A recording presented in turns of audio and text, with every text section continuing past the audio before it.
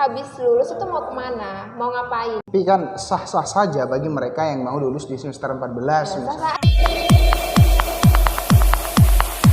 Teman ngopi Gudang Inspirasi. Assalamualaikum warahmatullahi wabarakatuh. Bertemu lagi bersama kami Ngopi Sharing, teman ngopi Gudang Inspirasi. Kali ini kita akan sharing tentang beberapa hal yang ada mahasiswa yang beranggapan gini loh ya. Bahwa lebih baik lulus di waktu yang tepat daripada lulus tepat waktu. Semester 8 lah. Dalam pandangan Mbak Arinal Hasanah SPD, bagaimana tentang statement itu? Statement lulus di waktu yang tepat atau lulus tepat waktu. Ya. Kalau menurut saya pribadi sih, kalau bisa keduanya kenapa tidak? Iya kan, lulus tepat waktu di waktu yang tepat gitu. Itu konsepnya gimana? Kok bingung? Konsepnya gimana? Kok bingung ya? Jadi sebenarnya itu apa ya? Banyak sih sebenarnya kalau mau ngebahas tentang lulus tepat waktu atau lulus di waktu yang tepat. Cuman kalau versi saya pribadi, kalau bisa keduanya kenapa tidak, yaitu lulus tepat waktu di waktu yang tepat. Di waktu yang tepatnya itu saya bikin konsep ya, kita harus ada planning habis lulus itu mau kemana, mau ngapain gitu. Karena banyak yang terjadi pada anak-anak mahasiswa. Bukan hanya seangkatannya kita aja yang baru lulus kemarin ya, baru lulus tahun ini ya, tapi kakak tingkat kita pun juga mengalami hal kayak gitu. Mereka lulus cepat maupun lulus lambat, lulus semester 7 atau enggak lulus semester 11, tapi mereka kebanyakan ada sebagian yang nggak tahu sehabis lulus itu mau ngapain gitu, apa mau ngajar, apa mau kerja, apa mau gimana, itu kayak mereka tuh nggak ada lapangan gitu, nggak. Nah kayak gitu, jadi konsepnya itu ya harus bikin planning habis lulus tuh mau ngapain. Percuma dong kita lulus cepat atau lulus molor tapi habis lulus tuh kita nggak tahu mau ngapain gitu. Tapi kan sah-sah saja bagi mereka yang mau lulus di semester 14 ya, sah-sah aja gitu, asalkan kita udah ada planning gitu. Kemudian Mbak Arinal Hasanah ini asli domisili di Madura. Di Madura Kabupaten? Domisili ya, kalau domisili sih lebih sering di mana gitu kan? Iya. Di Pamekasan. Tapi kalau alamat sih di Sampang. Memilih untuk pertama, anggaplah dari Sampang ya Mbak, memilih untuk hijrah ke Kabupaten Pamekasan, kemudian memilih untuk lulus secara kilat. Kemudian sekarang hijrah ke Semarang. Bulan Agustus ini mau hijrah ke Semarang untuk melanjutkan S2. Kurang keren apa gitu? Apanya yang keren? Biasa aja ya. Kerennya itu karena di tengah mahasiswa yang ingin lulus di semester 14 ternyata memilih lulus di semester 7. Bisa dianggap keren kalau lulus di semester 14. Iya. Kan gitu. Karena sebenarnya apa yang kita lakukan itu kan ada motivasi tersendiri ya kan. Kak Imam ini kan tadi motivasinya kenapa mau lulus di semester 14 karena ingin mengetahui dunia kampus sedalam-dalamnya. Iya enggak sih? Kalau saya pengen lulus cepat ya karena sebenarnya saya udah bosan di kampus. Saya juga bukan mahasiswa yang hanya datang ke kelas duduk lalu pulang, enggak juga. Bukan mahasiswa kupu-kupu. Iya benar, tapi saya juga ada organisasi di dalamnya. Bahkan pas waktu semester 7, pas mau garap skripsi, waktu itu saya masih menjabat jadi ketua bengkel sastra. Waktu lagi sibuk-sibuknya gitu. Ya, udah jadi ketua bengkel sastra plus jadi sekretaris UKMPI dan Disat di IAIN gitu. Jadi waktu itu memang jujur lagi sibuk-sibuknya dan sebenarnya ada kayak pernah down, udah kayaknya nggak bakal lulus nih, kayaknya nggak bakal bisa lulus. Cuman motivasi saya untuk bisa lulus, untuk lulus cepat. Yang pertama ya karena dulu itu saya pengen banget kuliah ke luar Madura, cuman nggak diizinin. Oh S1-nya? Iya S1-nya. Jadi kuliah di IAIN itu bukan keinginan, jurusannya aja itu dipilihin sama ortu, kampusnya aja ditentuin. Jadi semuanya, jadi saya pengen tuh kayak ngalamin pengalaman di luar gitu. Terus yang kedua ya kan saya pengen dapat pengalaman dari kampus S2 itu seperti apa gitu. Terus yang ketiga itu apa ya? Ada sih, cuman rahasia, mau di-spill enggak ya? Ya wajib lah. Syarat nikah itu harus lulus S2. Bagi Mbak Arinal Hasanah ada syarat itu. Iya. Oh, berarti lumayan menantang ya. Lumayan menantang. Kalau semisal S2-nya tidak lulus berarti tidak nikah? Iya nggak gitu juga sih, cuman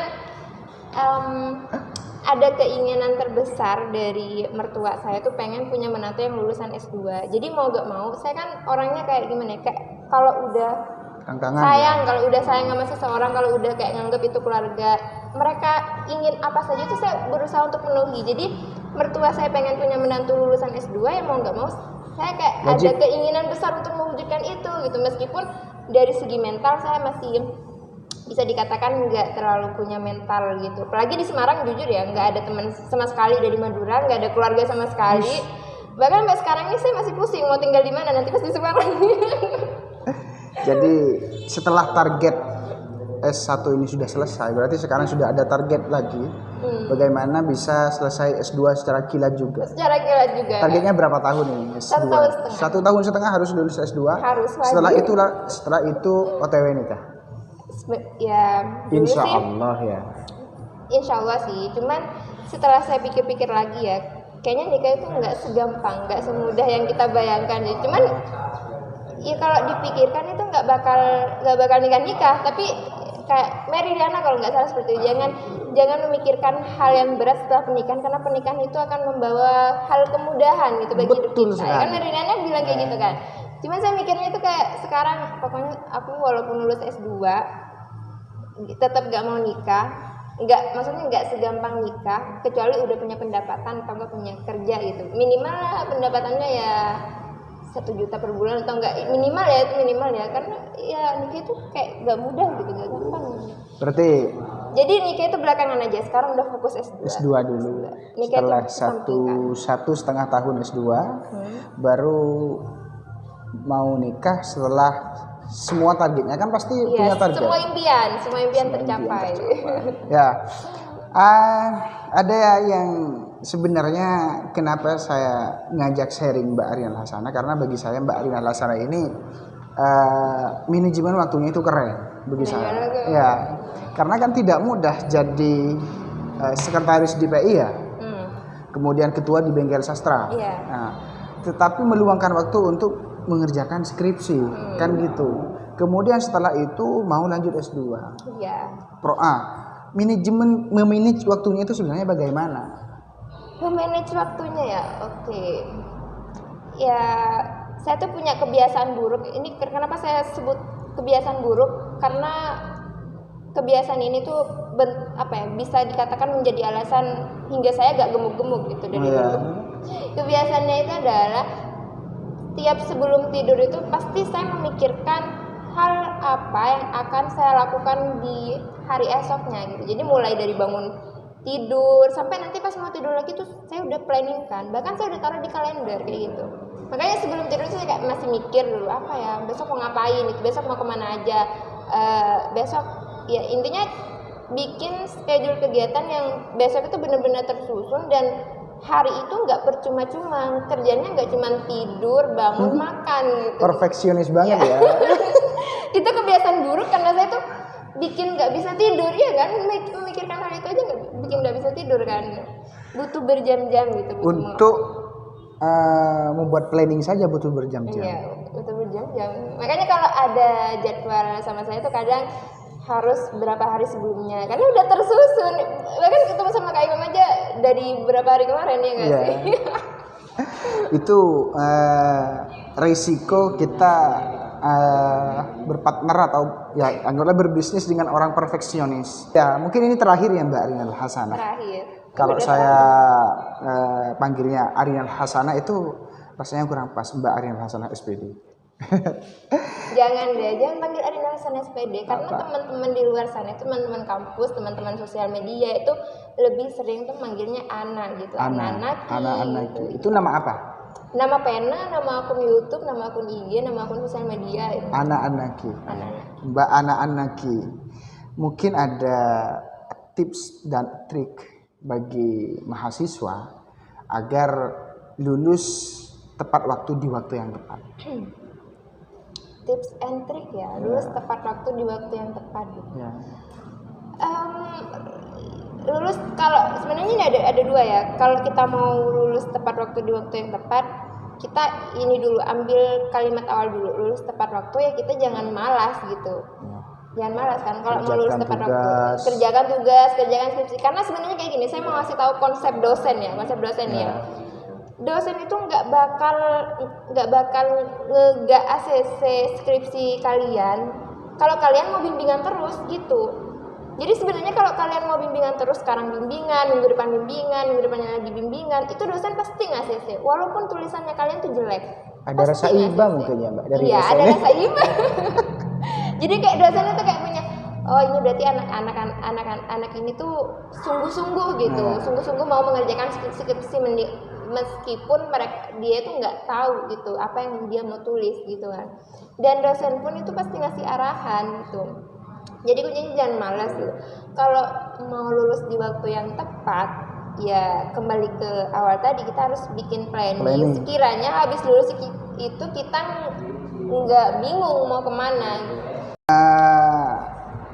Hal yang memotivasi Mbak Arin Al-Hasanah untuk kemudian lanjut S2, untuk kemudian memilih lulus S1 cepat, padahal Mbak Arin Al-Hasanah ini kan cewek. Kalau cewek itu larinya nanti pada akhirnya ke dapur dan ke kasur. Kan itu versi orang-orang banyak. Versi orang dulu itu ya. Bahkan S2 pun akhirnya Pak ke situ, ke kasur dan ke dapur. Mbak Arin Al-Hasanah ini kok sepertinya beda ya dengan orang-orang itu. Sebenarnya itu udah apa ya? Pertanyaan itu udah sering ditanyakan ya, bukan hanya kepada saya tapi kepada orang-orang yang udah wow gitu kan, siapapun gitu kan. Kalau versi saya sih menanggapi pernyataan tersebut, ya saya nggak mau nanti pas udah nikah saya nggak mau jabatan yang saya punya udah gelar MPD, saya nggak mau mengucilkan suami saya, semisal nanti suami saya hanya lulusan sarjana atau apa. Niat saya bukan untuk mengucilkan dia gitu, tapi niat saya lebih kepada anak-anak gitu. Kan seorang ibu ini adalah madrasah pertama bagi anak-anak. Ya. Jadi saya tuh pengen nanti kalau udah punya anak, saya mau bikin konsep ada jam belajar malam dan itu khusus ibu yang ngebimbing langsung gitu. Saya pengen anak itu dijadikan teman hingga akhirnya nanti sharing-sharing juga baik mengenai pelajaran, kehidupan, sehingga dari situ sebelum saya punya anak saya memiliki pengalaman terlebih dahulu, baik dari segi pengalaman anak-anak luar kayak gimana, pengalaman ya dari segi pelajaran kayak gimana, dunia kampus kayak gimana gitu. Jadi nggak ada salahnya gitu seorang ibu gitu. Ya, teman ngopi sampai di sini mungkin ya sharing kita. Kalau ada pertanyaan bisa tulis di kolom komentar. Ngopi sharing, teman ngopi gudang inspirasi. Terima kasih.